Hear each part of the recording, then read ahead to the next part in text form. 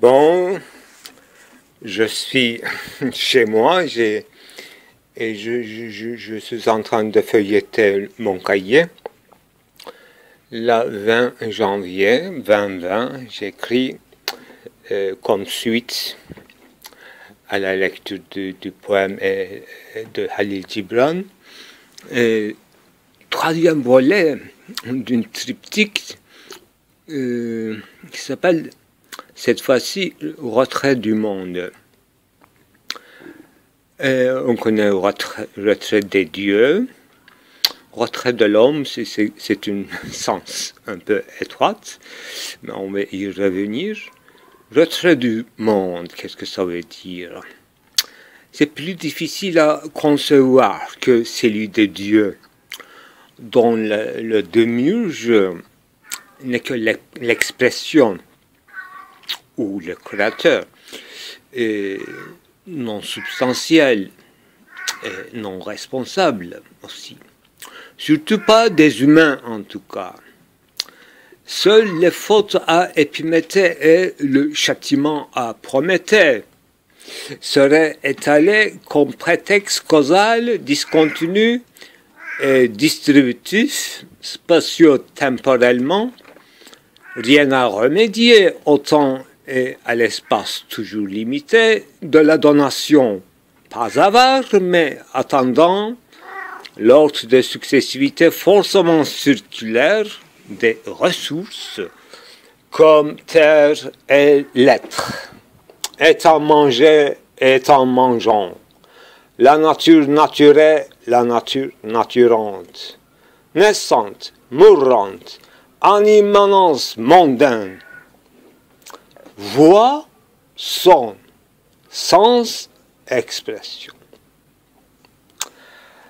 J'ai omis, entre parenthèses, qui était écrit en turc. Il s'agit d'un proverbe concernant à cette instance de châtiment à Prométhée, faute à Épiméthée, de divinité fautif. Bozacının şahidi şıracı yargılanacaktır. Örnek olsun diye, ders olarak. Voilà. Je continue. Alors, cherchez l'expression. C'est au sens de l'apnis, interprété par Merleau-Ponty et j'ai lu par Renaud Barbaras. Bon, cherchez l'expression. Ici, vouloir dire. Dans l'exprimer, qui n'est qu'un mouvement d'agencement dépendant des conditions d'émergence, de ces conditions d'émergence, son histoire diachronique, et du temps de l'expression dans l'espacement. Longue phrase établie, étalée, qui continue à s'écrire, n'est-ce pas, une expression, alors, dans son rapport avec l'exprimer et avec spatio-temporalité, longue inscription, longue phrase étalée qui continue à s'écrire, s'inscrire avec les aléatoires, parce que rien n'est assuré dans une expression par rapport à la communication d'exprimer ou de l'exprimant, aléatoire. C'est pour ça que c'est étalé dans l'espace temporalement. Les moments esquissés et retenus comme possibles et sont réels comme résultat. N'est-ce pas? Il y a du réel, il y a du possible, des esquisses à un moment. Oui, c'est un processus, moment. Réel comme le résultat, disons, l'éclat, phénomène du réel. Ce que je peux dire de plus chargé en ce qui concerne le réel. L'éclat, phénomène du réel. Mais quand on ne dit pas seulement réel, mais phénomène du réel, alors l'accent c'est sur le phénomène. C'est-à-dire ce que nous appelons réel en tant que phénomène, l'un des phénomènes, comme résultat, soi-disant. Dans la suite, de l'émergence, c'est pas fini, dont la suite de l'émergence n'est pas assurée. C'est un résultat, mais la suite n'est pas assurée. Ni sa fin, plus qu'incertain. On parle du monde, hein, mais de son retrait. Mais comment le monde se retire? Sa fin, plus qu'incertain. On continue que le monde est en mouvement et dans un spatio-temporalement, et il y a des essais, des ébauches exquises d'expression, mais qu'est-ce qu'il veut dire le monde? Quelles sont exprimées? Et à partir de son exprimable et exprimant réel résultat qui a une suite et sa fin plus qu'incertain. Voilà un résumé. Ainsi qu'on peut se poser la question du retrait définitif de Dieu après sa création comme germe de l'essai, comme essai, création comme essai, avant de passer à d'autres choses. Il s'agit de Dieu, hein, au sens de Khalil Gibran en plus. Avant de passer à d'autres choses. Plus hautain, noble curiosité, divertissement de Dieu, sans souci de retour, pour la retouche finale qu'on va faire au monde, qu'on aura pu faire au monde. Mais on a créé, on a laissé. Il s'agit de retrait comme une œuvre inachevée, temps suspendu. Pourquoi? Parce qu'il s'agit d'une œuvre avortée, inachevée, temps suspendu, temps de création est suspendu, en attente messianique. Ferme la parenthèse, c'est-à-dire que même messianisme comme fiction peut être expliqué à partir de cette œuvre inachevée. Je change de place. Dans le même appartement. Alors, touche finale, s'il s'agit de retouche. Touche finale comme dies irae. Jugement dernier. On attend un jugement dernier, non pas venu de... Mais si, qui veut dire aussi jugement dernier, en quelque sorte. Scandé, même jugement, mais scandé. Préjugement, etc. Dies irae. Peut-être inutile. Mais pourquoi on va juger le monde? C'est déjà imparfait, inachevé, inutile. Jugement dernier, c'est inutile et injuste en plus. Une fois délaissé à la praxis de l'histoire. Si le monde n'est pas achevé, donc si c'est un processus, donc il s'agit d'une praxis de l'histoire de la vie et de la survie comme sursaut dans cette histoire de la vie. Aucune des vies n'est assurée. Il s'agit dans chaque instant survie, c'est-à-dire sursaut de chaque vivant. Petit éden mondain pour ce qui vit dans son sursaut. Maintenant, le mot sursaut, ça prend une allure de réussite. Le petit éden mondain est ouvert à la négoce. Ce n'était pas une question, mais c'est devenu une question. Est ouvert à la négoce. Voilà une bonne nouvelle. Il y a une négociation. Qu'est-ce que ça veut dire? Production dont le producteur et le produit est consubstantiel dans cette négoce. Quel genre de commerce, négociation? Alors je reprends. Production dont le producteur et le produit, et le producteur et le produit sont consubstantiels que le consommateur, c'est-à-dire le client. Qu'est-ce que ça veut dire? On divise au moins en trois la production. Producteur, produit, consommateur. Alors, circuit fermé du monde, auto-sévrage. Auto-allaitement et auto-sévrage. Parce qu'il y a des discontinuités et continuités. Apparente autosuffisance des ressources, quoique inégalement distribuées. C'est deuxième fois le mot de distribution, n'est-ce pas? Justice distributive, justice réparative. Au moins, on connaît depuis compte rendu d'Aristote.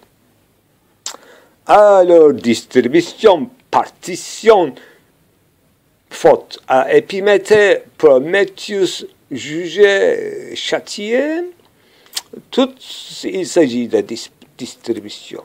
Inégalement, ressources inégalement, quoique distribuées, justice avec expérimentale. Parce que la création du monde était un essai, une ébauche. Et ennuyeux. Les dieux sont ennuyeux et ils ont délaissé le monde. Débauche. Déboire des dieux. Ébauche, débauche, déboire. Ça, maintenant, j'ajoute. Justice aveugle, expérimentale. Je pense des divinités comme Érinée, Dike, et puis Apollon et Athéna. On va voir dans quel ordre on va les voir sur la scène. Justice aveugle, distribution aveugle, injuste, empirique, plus empirique que principiel. Il n'a aucun principe, ces dieux. En plus, même pas eux-mêmes, ils ont fait la distribution. C'est deux divinités. L'un fautif, plus fautif que l'autre. L'un ne fait pas un, en plus, demi-dieu, semi-dieu. En plus, l'un vendeur de boza, l'autre vendeur de shira, même pas vendeur de vin mûr. Deux trucs fermentés et à bon marché, très bon à goût, mais c'est pour les enfants, c'est comme de vinaigre. J'ai fait la traduction de mon proverbe turc. Alors, tout est empirique, tâtonnement, vinaigre ou vin, on ne sait pas quel est dans notre sort. C'est le loterie babylonienne. Tâche d'autoréglage. Débrouillez-vous entre vous. Entre vous, l'un à l'autre, faisait des injustices. Et on va voir le petit Éden, votre petit Éden mondain. On va voir votre survie à vous, à chacun de vous, comme sursaut. Vous sautez sur quoi, hein? Sur qui? Autoréglage. Bon, c'est très libertinien. Dieu est très libertin et libertarien. Oh là là, économie, libéralisme, redistributif. Parce que autoréglage, s'il y a une homéostatisme dans ce monde-là, avec les assassinats, avec tout mécanisme de justice quand même qu'il faut se fier, sinon il y a du Talmud, on peut en juger rétrospectivement, selon le principe, n'est-ce pas, qu'on a distillé, non pas pour faire du vinaigre, mais de bons alcool, je dirais. Qu'est-ce que ça veut dire? Je ne dis pas alcool, mais alcool. Une antichambre. Pourquoi j'ai dit ça? C'est parce que c'est un mot arabe et il le montre comme antichambre, alcôve. C'est pas alcool, mais on peut distiller des liqueurs dans une alcôve, c'est-à-dire dans une antichambre, dans un manoir.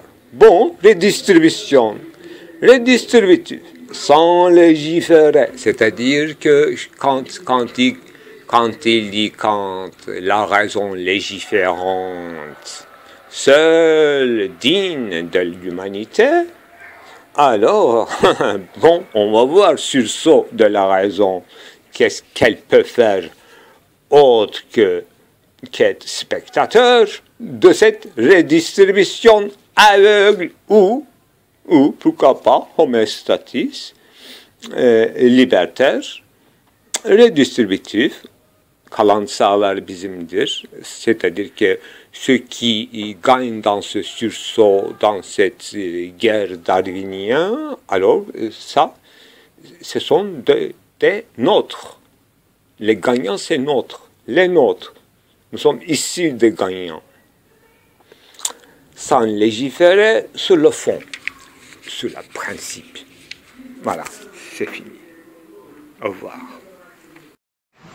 Comme toujours, effectivement, alors, et le mot de commencement, c'est toujours difficile, mais je suis, comme toujours, presque toujours comblé, malgré tant de difficultés qu'on vit, comme dessinant. Moi, dans mon prime jeunesse, j'essaie d'être photographe, mais c'était pénible comme travail. Un jour, après des années, une jeune femme, en me voyant devant une minaret, il y a eu les minarets à Antalya, donc, oh, mais dans une chaleur terrible, elle m'a dit, comme ça, que votre travail aussi, c'est tellement difficile, hein, on ne se rend pas compte.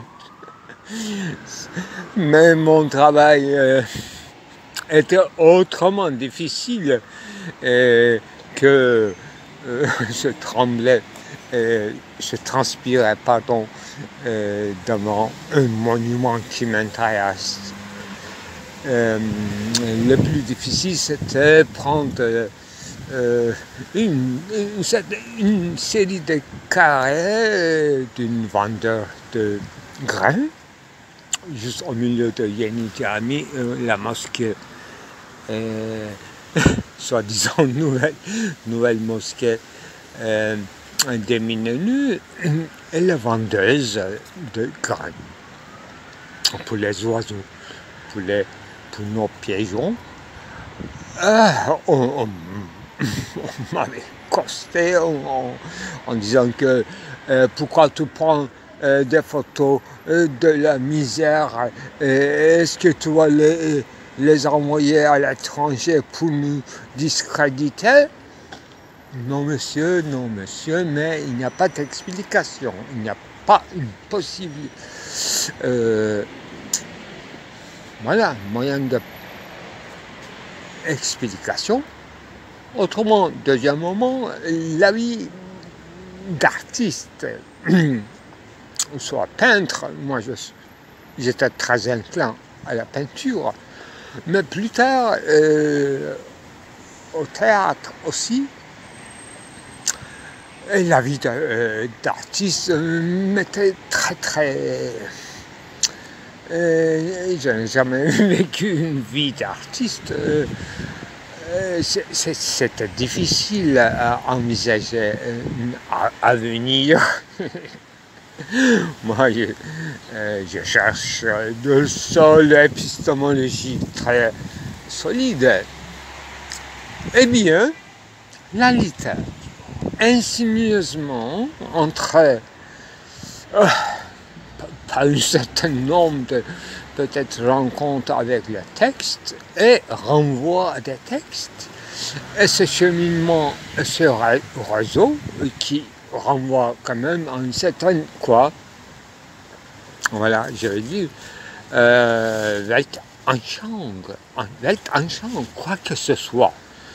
Il ne s'agit pas d'une idéologie, mais une vision, un champ, une certaine vision du monde, mais d'une époque qui n'est pas tout à fait mienne, mais qui n'est pas tout à fait étranger, qui est dans l'un des sous-bassements, dans des couches archéologiques de notre ville, Istanbul, que Freud racontait des choses sur la Rome en ce qui concerne sa modélisation de l'inconscient. Alors, rapidement, dans un an et demi, j'ai traversé beaucoup de choses en élargissant, bien sûr, à 20 ans ou 18 ans, en élargissant un peu l'horizon, j'ai découvert des choses,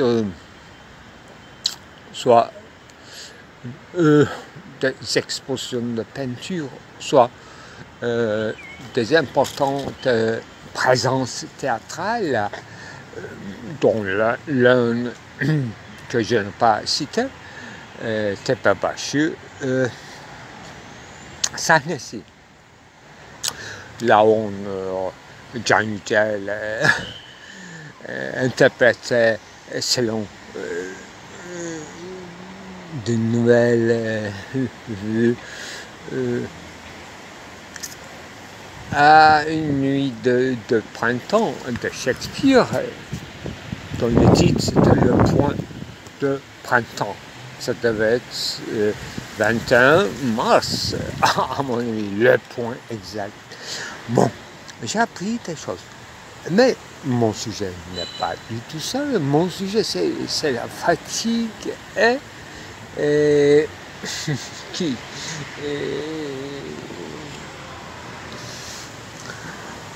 la fatigue qui va vers une certaine satisfaction.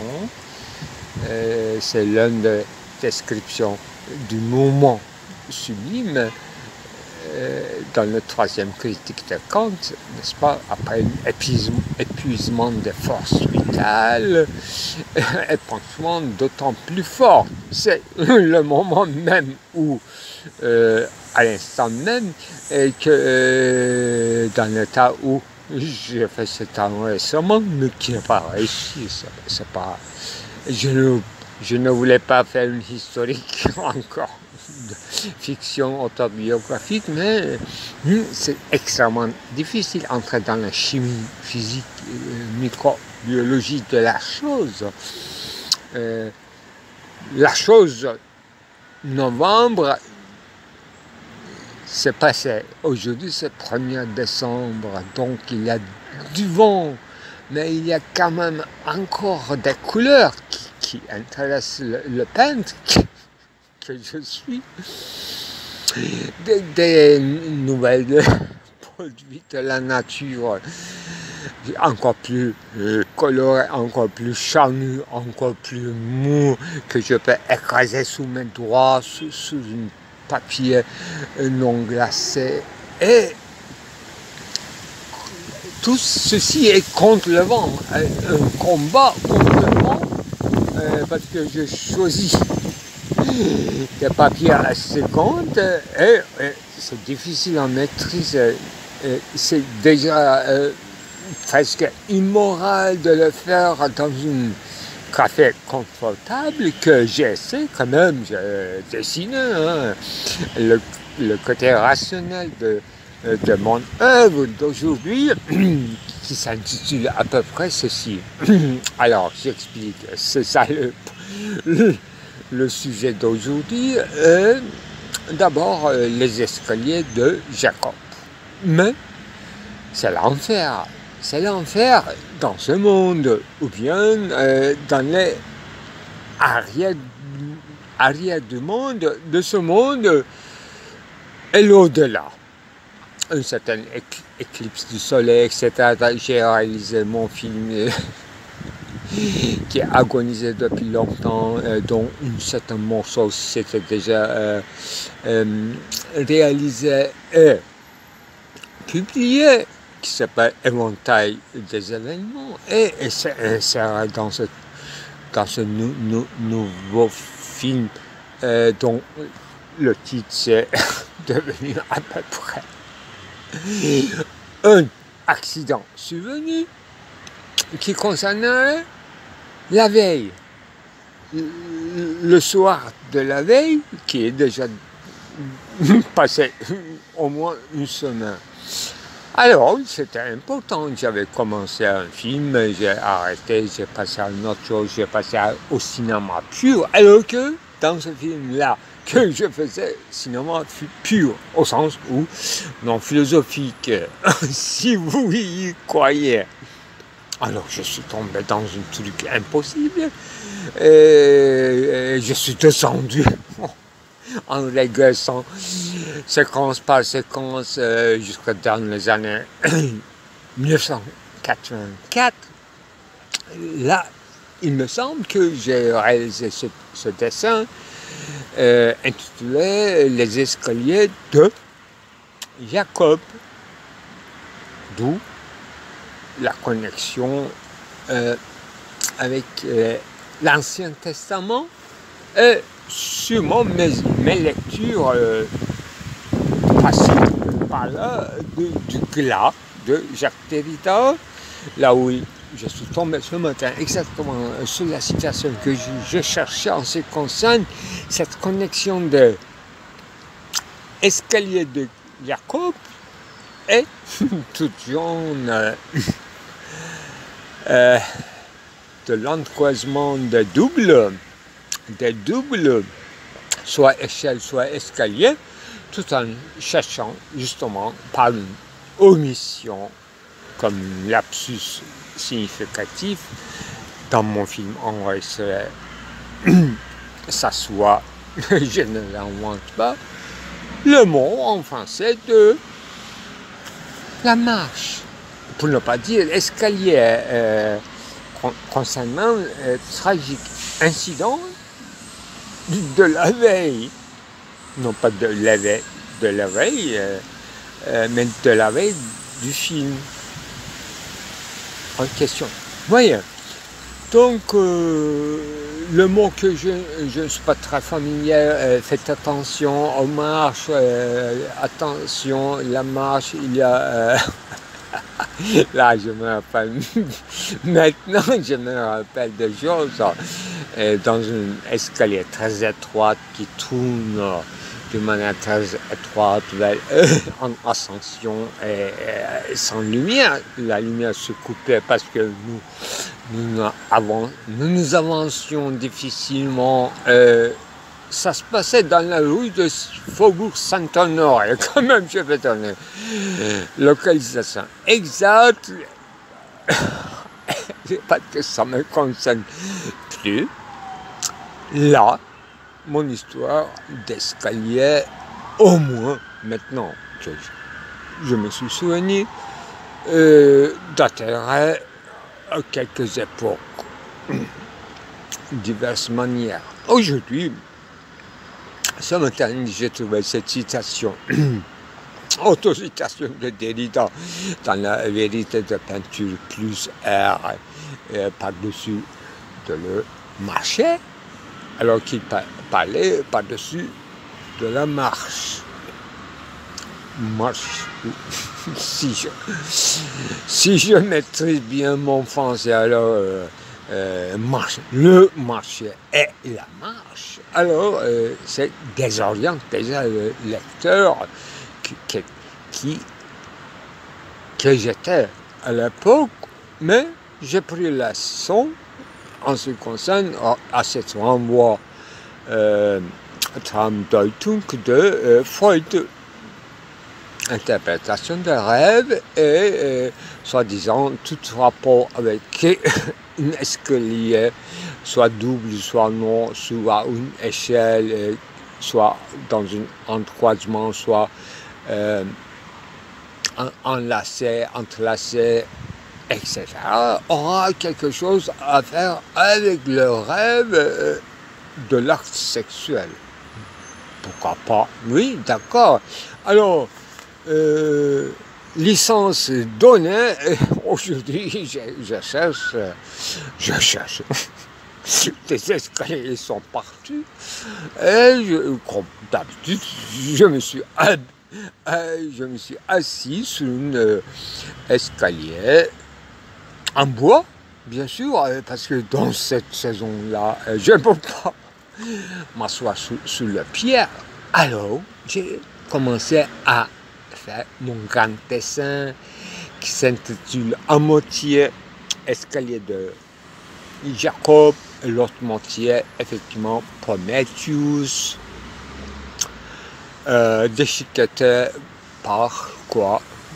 Par une aigle.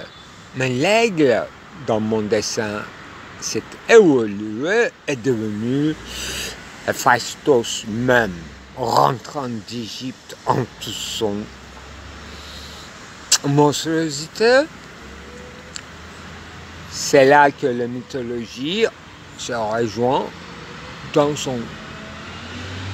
Après tant de disjonctions aliénantes, notre thème biblique de escalier de Jacob se rejoint dans une figure d'enfer au sens de une fatale et fétale qui représentera l'enfer d'ici-bas et un certain mouvement ascendant, d'où le vol à la fois d'oiseaux et le d'Icare dont les ailes sont brûlées, et à la fois une ascendance vers les astres, dont la lune, double lune. Vous voyez, l'escalier paradoxal des chairs ou un peu amateur de Adami forcé par l'amitié de Jacques Derrida dans ces années-là. Il posait quand même dans la couloir du musée du Louvre, presque toute nue, je poussais les photos qui faisait un théâtre vivant, une peinture vivante, bizarrement, dans une scène qui représente quand même meurtri, infanticide. Alors, donc ils étaient très amis en ce qui concerne l'histoire de l'art, l'histoire de l'âme. C'est ça qui est le plus important, parce que Derrida ne se sent aucune nécessité de faire une introduction, exposition du problème, évolution, exemplification et une certaine conséquence. Donc, il incarne, il veut, après Hegel à mon avis, ou après Heidegger aussi également, il veut s'incarner en texte sans donner aucune explication au sens bien qu'il y a bourré de citationnalité et d'abord et d'avance autocitationnalité. Dans son livre La vérité en peinture,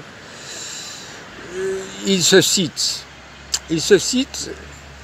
parce que son ami le peintre Valerio Adami aura illustré entre guillemets son livre intitulé Glas. Donc il cite son propre livre abandonnement, le glas, etc., etc.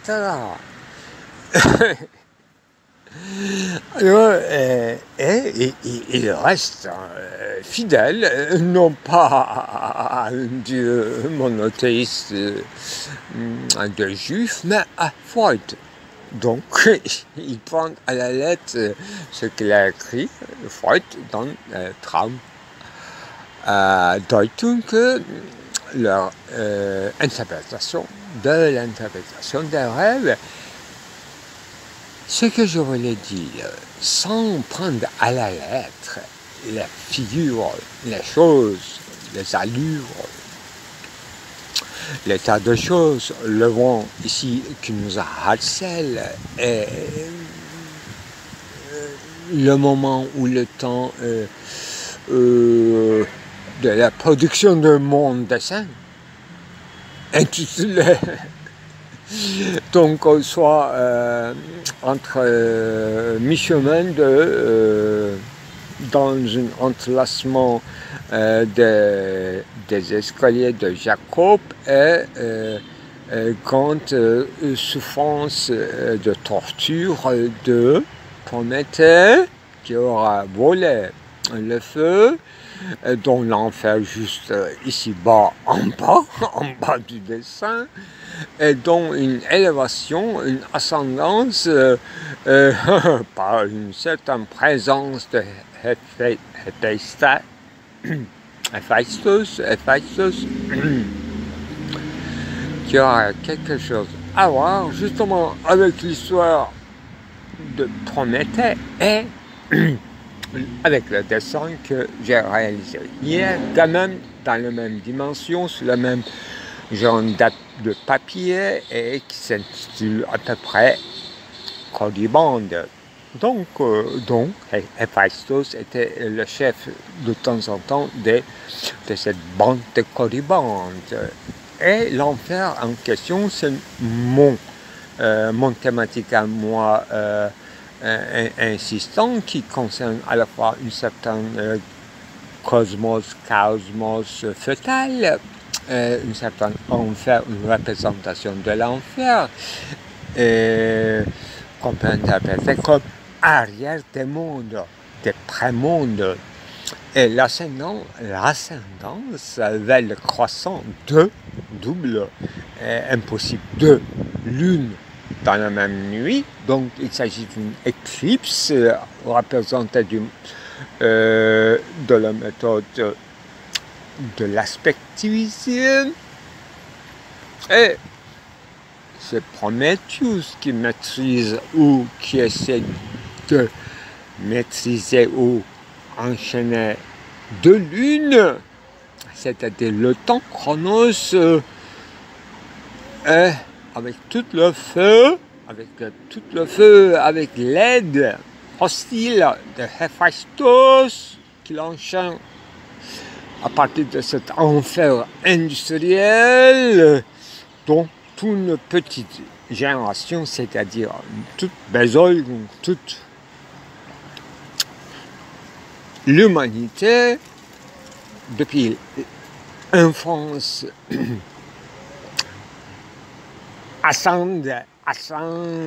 fait son ascension à travers cette fourberie de Prométhéeus, enchaîné par l'enfer et le feu même. C'est dans le dessin tout, et pensez sous le vent terrible, immaîtrisable. Je souligne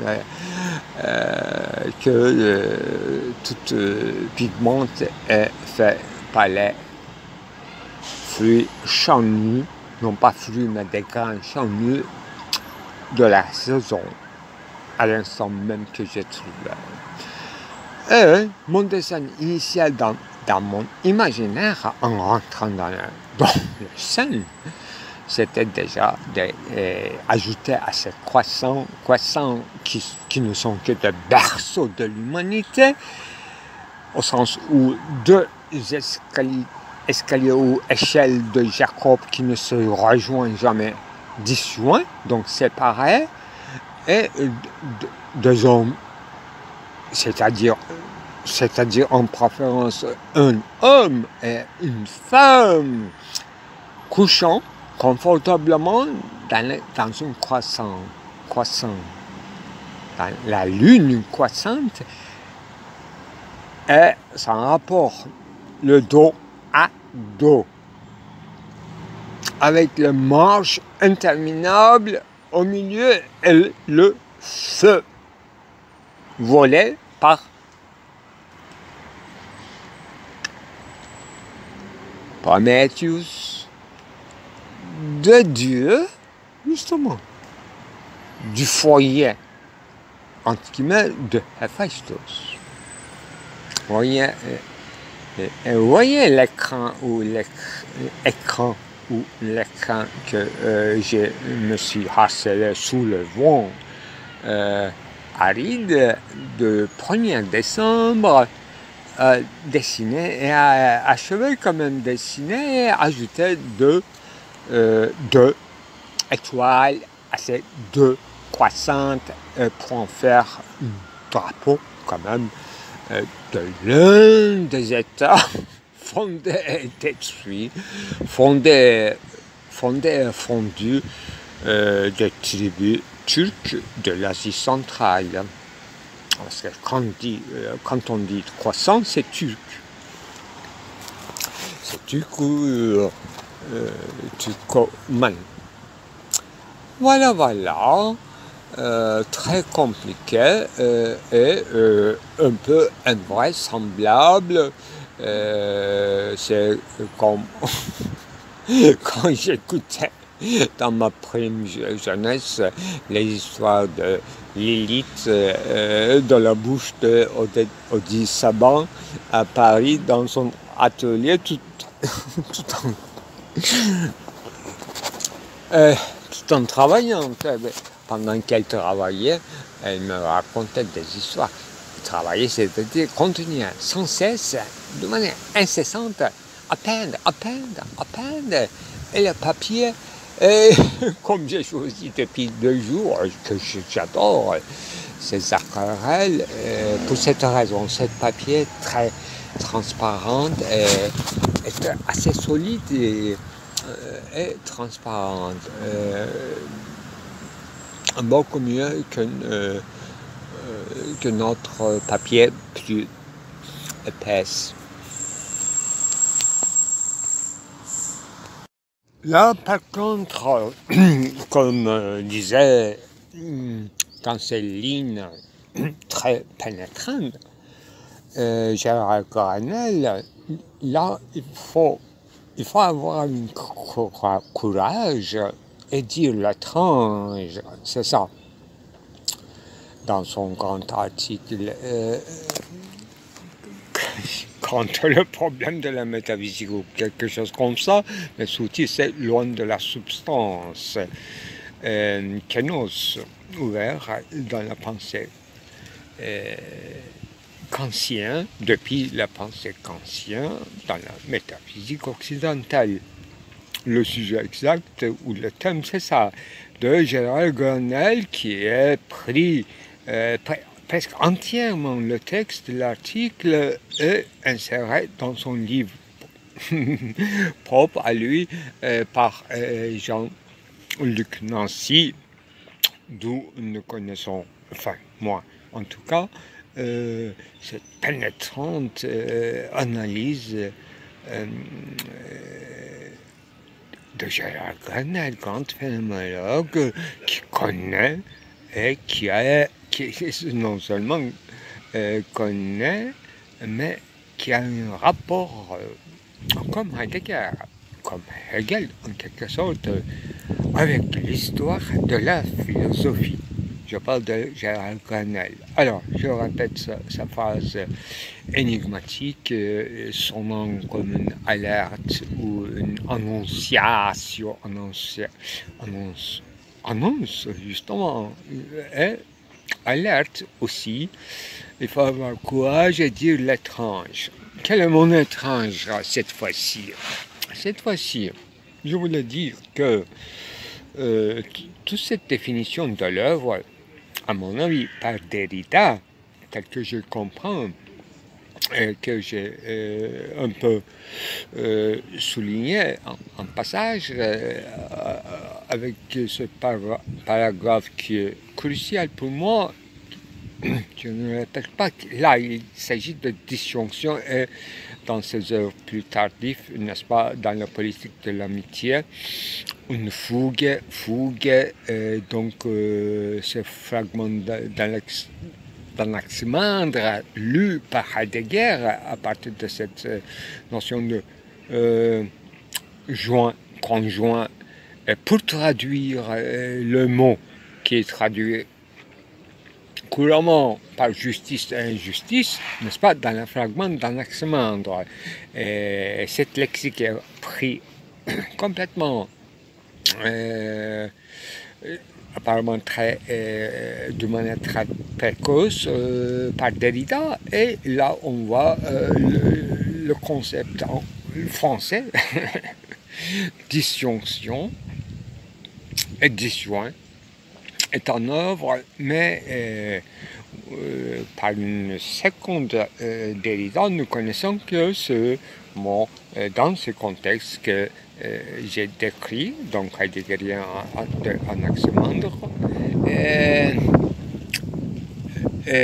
connote et signifie carrément l'injustice. Mais il ne s'agit qu'une out of joint. Out of joint qui est bien repris dans le moment crucial que j'appelle le nom du discours réfléchi dans le spectre Marx de Derrida également. Disjoint, out of joint, où va l'humanité, quoi va dire, whether the world, qu'est-ce qu'il y a encore, que Husserl de Ortega.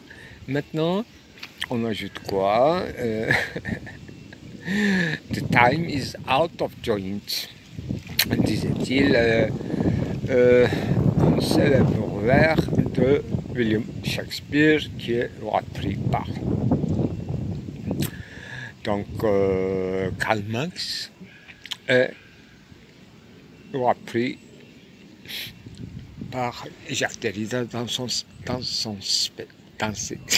ses spectres de Marx. Alors, quel rapport avec ma conception d'œuvre, c'est autre chose, donc ça devrait être autre chose. Ma conception de différence aussi devrait avoir un peu différent, parce que tel que j'ai exposé dans la séance précédente en ce qui concerne œuvre, le sens de l'œuvre, disjoint, ce qui tombe, creuse, tombeau, etc. C'est mes thèmes principaux, vie, mais pour faire du cinéma et pour faire une certaine instruction, disons, non pas païenne, mais autour des déités, finalement, et l'au-delà, autre monde, ici-bas, la vie et la mort, et l'animalité. La vie animale et son rapport avec la vie humaine, etc. Donc, c'est difficile maintenant de continuer, parce que je suis obligé à ce point-là, ma conception d'œuvre. Alors, d'abord la vie. Oui, ça concerne la vie et la mort, l'œuvre, mais tel que j'ai exposé la pensée derridienne, ça ressemble plutôt l'œuvre, œuvrement l'art, œuvrement artistique, créé, ça a l'air d'une inhibition. Dans le passage que j'ai cité, par mémoire de la vérité en peinture sur Adami. Une inhibition comme œuvre ne peut pas expliquer tout œuvrement. Inhibition dans toute vie sociale est un processus inhérent à toute culture, mais l'œuvre, s'il est monumental, non pas grande, colossale, non, s'il devient d'abord un document qui laisse une trace, même de ce qui n'a jamais été véritablement, et peut-être ce qui ne sera jamais Oui, c'est Lévinas tel qu'il est conçu correctement dans son grand article intitulé La différence avec A de Derrida est inséré dans le marge. Et là, oui, même si ça n'existe pas, même si, c'est-à-dire, même si cela n'a pas vécu, qu'est-ce que ça veut dire? Même si la vie ne nous suffit pas, même si la vie n'est pas suffisamment la vie, l'œuvre, nécessité de l'œuvre perdurer le moment crucial, point nodal, nature, crisis, division, séparation, clivage, d'où la différence, schise, c'est éterniser, au sens d'éterniser, c'est-à-dire perdurer ce point, disons dramatique ou traumatique, que l'œuvre existe à une condition de possibilité de se réaliser par l'homme.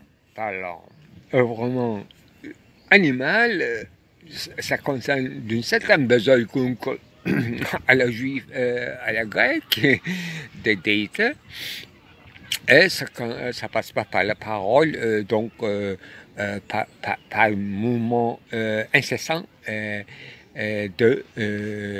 attraper et ne pas mouvement de piège tendu à la parole, une contextualité là où on tombe dans une fossé qu'on a préparée, qu'on a construit comme une table, pièce ou pas pièce, c'est ça l'heure dans laquelle on tombe et qui fait que ça devient notre œuvre.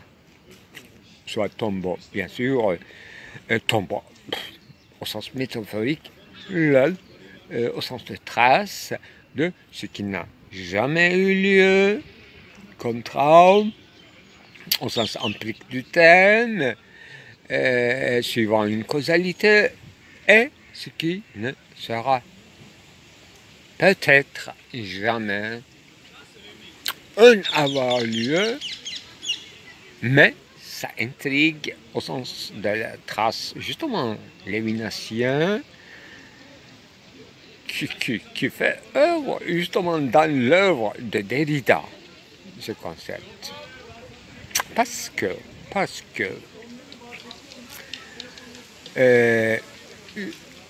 on prend à la fois la marge de la philosophie et de la différence dans laquelle il critique sévèrement Lévinas, et puis il utilise dans son article de la différence comme de composant et sort de son concept différé de le concept de Heideggerien de la différence ontologique, une différence, la différence écrit avec A, donc qui ne se manifesterait que dans l'écriture ou dans une grammaticalité, je dirais, comme on disait à l'époque de Gilles Deleuze-Guattari, assignifiant, une sémiotique assignifiante. Voilà. Je crois que je suis allé assez loin, c'est-à-dire je suis assez reculé dans le temps des années 60-70.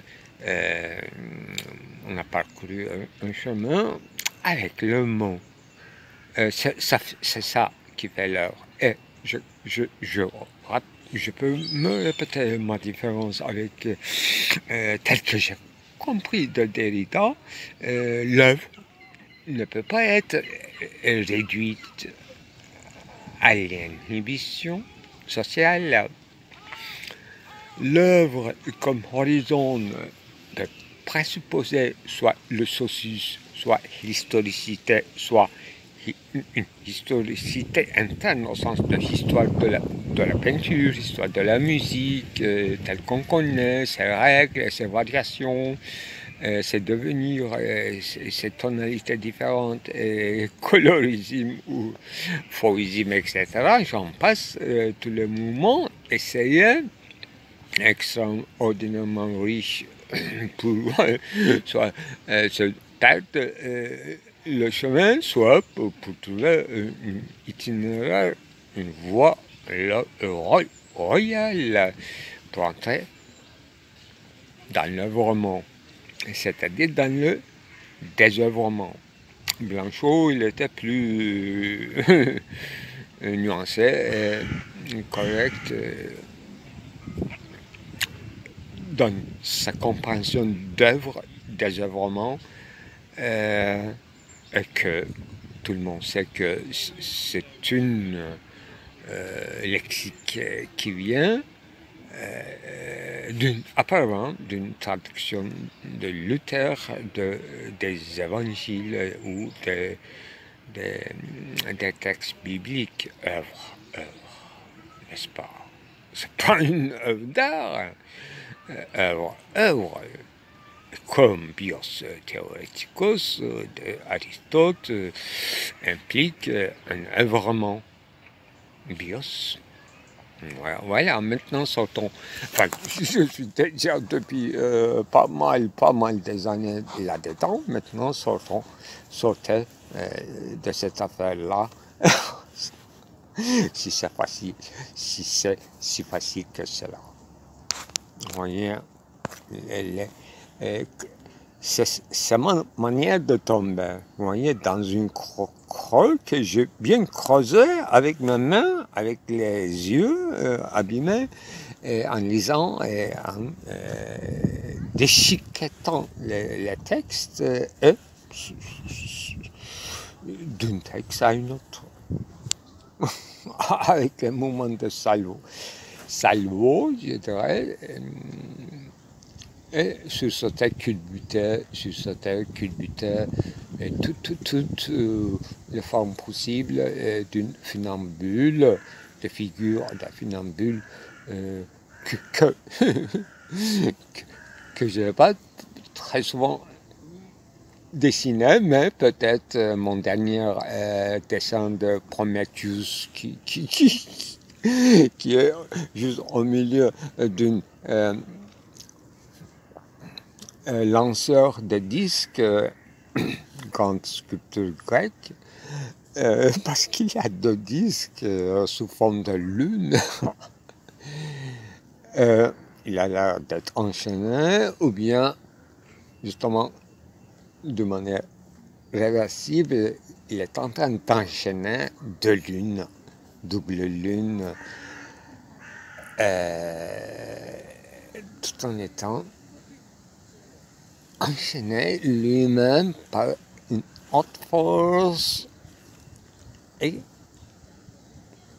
donc la révolte un peu innocent, mais pas si bête que Épimètre. Promètre devient une certaine figure archétypale des escaliers de ce qu'on appelle les Jacob. C'est qu'un dessin fini dans une appréhension infinie, illimitée, un moment fini, ce que j'appelle figé. Le mot figé vient de Goethe qui disait que la musique c'est une sculpture. Attendez, c'est le contraire. Bonbon. Je dois réfléchir parce que ça quelque chose à voir avec des griffes, griffées et à chasser, prendre sous sa domination, alors que être c'est une manière de devenir figé, morte, sarcophage, cadavre, excrément, justement, un rouleau excrémentiel d'écriture, au sens d'Ézéchiel. Voilà, il parlait Goethe, notre grand Goethe, parlait de l'architecture. C'est l'architecture qui sera une musique figée. Le mot figé, gelé, congelé, musique congelée. Imaginez notre grand kiosque en cristal, là où je projette de m'exposer. Alors c'est dans l'au-delà peut-être, n'est-ce pas? C'est Mamis, Salomon, quoi d'autre, David, Isaac, Jacob, et Dieu comme spectateur, Speculum Dei. Oui, il faut trouver un juste milieu, autrement qu'Aristote, ou de la même façon, mais d'une autre manière, je dirais. C'est entre le monde, disons, des humains et le monde des animaux. Il faut trouver un juste milieu. C'est vrai que l'humanité a toujours cherché un point de démarcation qui lui séparait du monde des animaux.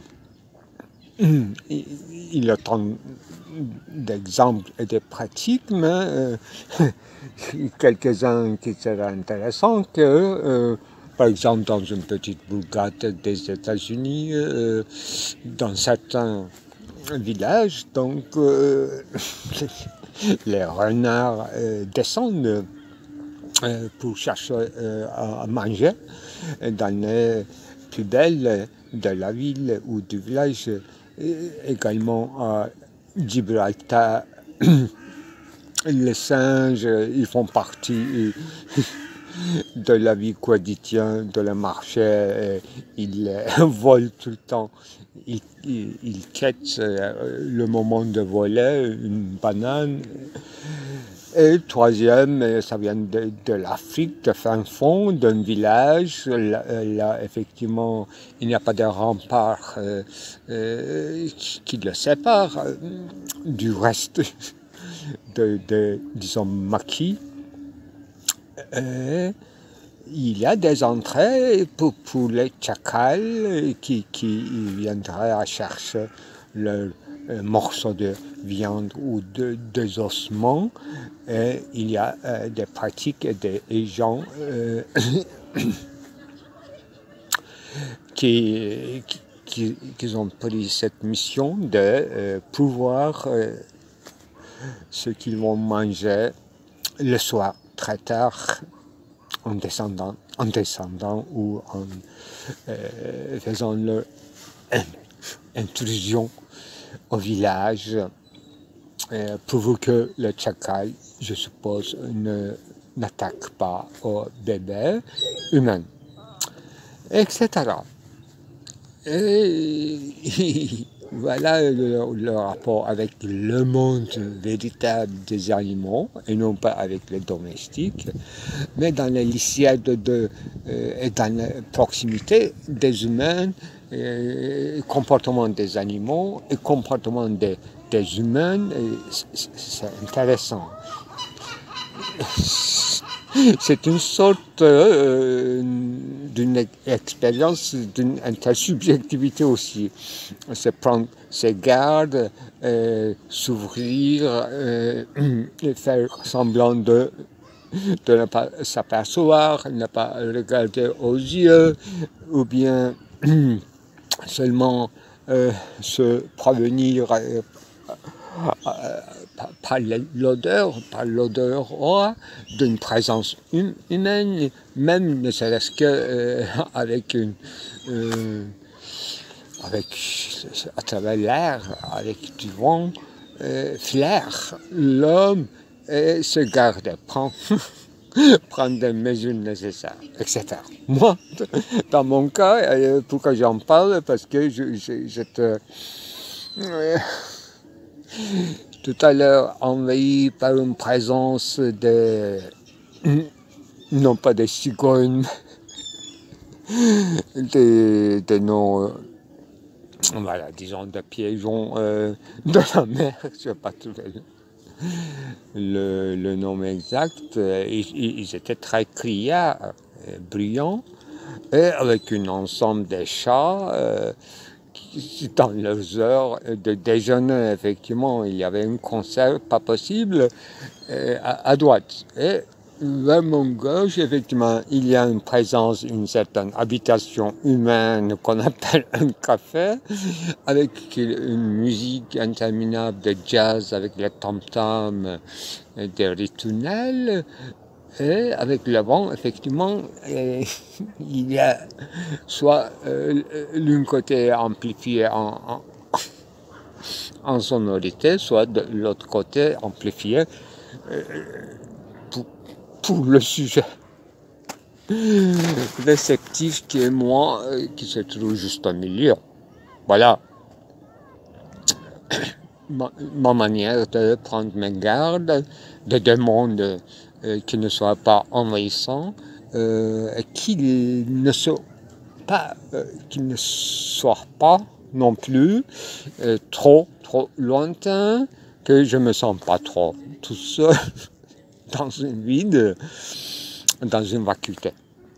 Alors que j'ai besoin, comme toujours, du repos et de cette vacuité de l'esprit qui se remplit aussitôt par je ne sais quoi, des solutions imaginaires et improbables qu'on appelle pensée métaphysique, qui sert à quelque chose, mais normalement qui sert à rien, et son genre c'est d'être improductif. Mais ça sert à quelque chose quand même, de manière détournée. La première chose qui vient à l'esprit, c'est le principe d'économie, c'est-à-dire garder une certaine homéostasie, un certain principe d'économie qui garderait la vie juste en s'ouvrant au vide, ou bien à une certaine expérience de mort, bien sûr avant la mort, qui n'a d'emblée rien à voir avec une préparation à la mort, mais de manière détournée, ça peut être considéré ça aussi, mais le principe sert non pas à une préparation à la mort, mais pour sauvegarder justement d'un excès de vie. C'est un principe qui vient seulement de Freud, mais très très souligné par Derrida. L'un des essors du concept ou quasi-concept de la différence écrit avec A, c'est principe d'économie. Même dans le passage que je lisais avec grand étonnement après tant d'années et qui m'avait marqué, un passage de la vérité en peinture de Derrida plus R au-dessus de le marché, et là, en parlant d'Adami, en se citant abondamment de son livre de Glas, il écrivait de manière disjointe le mot disjoint, justement, et en disant et en se répétant, maintenant, le disjoint fait l'œuvre.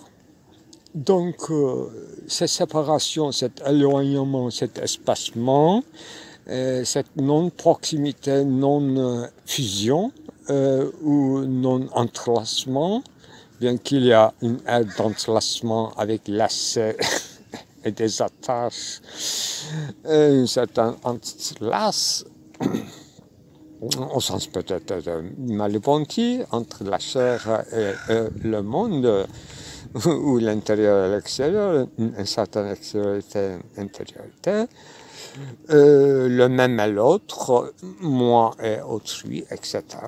C'est voilà pour chaque fois qu'il s'agit de nodus nerveux, point nerveux, un point de nervure, un point crucial qui est important, qu'on peut appeler, à mon avis, l'événement ou avènement, ce principe d'économie, s'économiser de la vie et donner une certaine charge ou bien change à la mort, au sens conceptuel du terme, qui fait marcher. Apparemment, le mouvement de différence est un mouvement, comme il a très bien exprimé, le mouvement ou acheminement qui va vers l'œuvre et qui fait l'œuvre. L'œuvre. Il devrait y avoir une explication de ce que c'est œuvre. Je suppose d'abord la vie, deuxièmement la vie donnée, c'est-à-dire autosacrifice, et troisièmement le procès, le creux, et le sarcophage, et le tombeau, d'où vient d'ailleurs au-dessus de la marche, c'est-à-dire au-dessus d'une pierre tombale, au coin ou à l'angle au sens de glas, d'un fossé pour le mort. C'est pour ça que dans cette somptueuse et sublime jardin de Gulhané, je faisais allusion à ce creux dans lequel j'ai failli tomber, vraiment. Et je inventais, bien sûr, des pensées autour de cela en disant que chacun de nous cherche son creux, fait son fossé, comme séjour, et il tombe. Chacun tombe selon son poids et dans son fossé à lui. Voilà quelques enchaînements circonstanciels méthodiquement qui alertent d'une synthèse passif-actif, c'est-à-dire un pas en arrière, un pas en avance, on a l'air d'avancer, et c'est-à-dire s'écrire, tisser notre quoi, notre nappe, notre nappe de souvenirs, selon Bergson, mais notre nappe d'horizon aussi. Donc on fait tissage.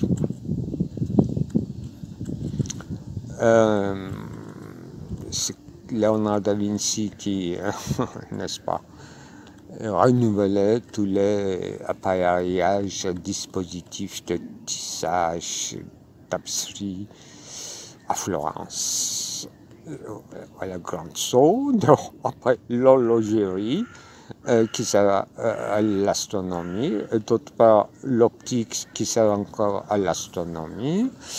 Voilà quelque chose qu'on peut se vêtir de le tissu, texture, même texture de la mêle, des cuisines, des plats et des épices. Voilà d'où vient le soie, la voie de soie et la voie d'épices. Une concurrence en deux domaines de marché, de séduction, de l'ordre de, disons-le avec le mot essentiel, séduction de Héphaïstos. Ce qu'ils œuvrent, ce qui fait comme œuvrement Héphaïstos pour séduire en vain Aphrodite. Aphrodite mangera tout, sans reste, il n'y aura plus d'œuvre que Haunau savoir-faire de vraiment, qui est l'essence même de rétabillité des idéalités scientifiques. Encore incombe Héphaïstos. Il y en a perdre, enfin, sans échappatoire. Et dans le derrière ça, l'Égypte, avec sa science, avec sa sagacité, qui fait apprendre par une sorte d'une voie clandestine, c'est-à-dire d'une manière de l'autre espionnage des savoir-faire, des technicités de l'industrie entre deux grandes civilisations, l'Égypte et la Grèce, une concurrence, plutôt un certain sentiment d'être écrasé et ne savoir plus comprendre du côté de la Grèce, selon les dires de Socrate, à travers selon vous, les Grecs, disait-il un prêtre égyptien, à Solon, vous êtes comme des enfants sans mémoire. C'est nous qui nous tenons votre prêt, l'archive de votre pré-humanité, ou bien justement votre humanité, là où vous marchiez dans le même hauteur que les animaux dans vos forêts d'Anatolie, Ionie, Mycène, Crète, Gris. Voilà un sac qui sent l'enfer comme encyclopédie. Toujours un boucle qui s'ouvre.